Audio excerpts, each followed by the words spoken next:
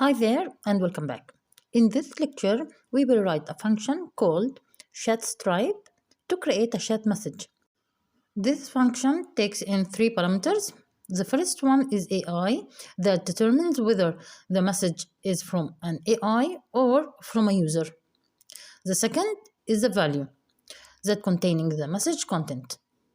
And the last one is unique ID. This parameter is containing a unique identifier for the message. This function returns a string template, not a regular string, because a string template creates a chat bubble with a profile image, a message, and a unique ID. Now, I will move on ChatGPT and ask, can you tell me what is the difference between a string template and a string in JavaScript? And don't forget to give me an example, please.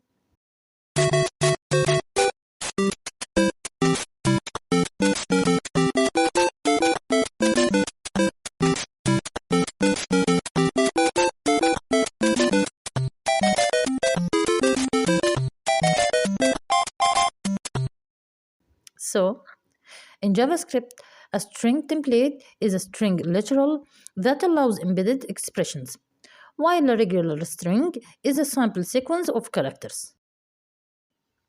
String templates are enclosed in brackets and allow you to embed expressions inside the string by using the $, curly braces syntax.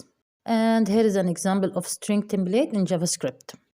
On the other hand, a regular string is created by enclosing a sequence of characters in quotes, either single quotes or a double quotes. And here is an example of a regular string in JavaScript. Let's go back to our script file and type div. The div has a class. This class is equal to wrapper, $, curly braces. And inside this curly braces is AI and AI. And now in this div, we will create another div. Also, this div has a class. This class is equal to chat. Create another div. This div is equal to class, and this class is equal to profile. Finally, we will add a self-closing image tag to show the two icons we imported before.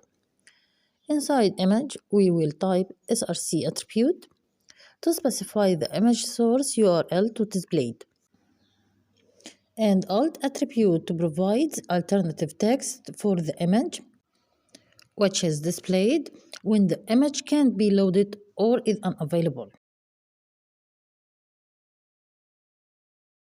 The src will be equal to dynamic block of code, $, and curly braces, and inside curly braces is AI. Then put otherwise user. This code meaning the value of src is determined by a ternary operator, which checks if the isAI variable is true or false. So, if isAI is true, the path variable is used as the source URL. Otherwise, the user variable is used. And alt equal to isAI, string put and string user. This code means if isAI is true, the text put is displayed as the alternative text. Otherwise, the text user is displayed.